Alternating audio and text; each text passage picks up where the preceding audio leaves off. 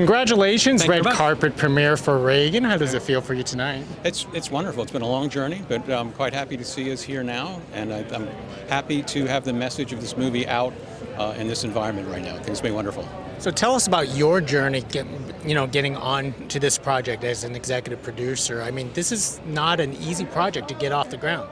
Well, yes, but I came on at the tail end of the project, my personal involvement with it. But when I became involved in it, I looked at the current state of it, and I saw there were some opportunities where I think some things, when you are on a project for a long time, you tend to be so close to it that you need some fresh eyes. So I think if I served any purpose at all to the what's on the movie now, so I came in with a fresh pair of eyes and was able to see things where, and as a student, maybe even a scholar of Ronald Reagan, I was able to look at it and say, here's some areas where I think we can improve this, and I think where the message is being somewhat muted and can be brought out more for the modern world. So I was pleased to be involved. So you're a scholar of Ronald Reagan? No, maybe I'm too harsh, but I mean, I've studied Ronald Reagan for a long time, right? So I feel pretty good about understanding the timeline of his life, and then reading multiple stacks of books and knowing from to the extent that I can, having a pretty good sense of his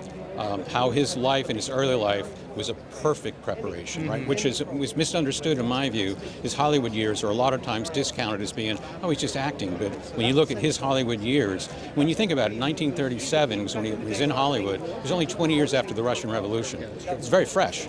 And Lenin wanted to take over the film industry because of the messaging that he could deliver, right? And Ronald Reagan was a single-man battalion that shut that down. That preparation was just, you couldn't argue for a more uniquely perfect preparation for what he ultimately was going to do when he got into become the president.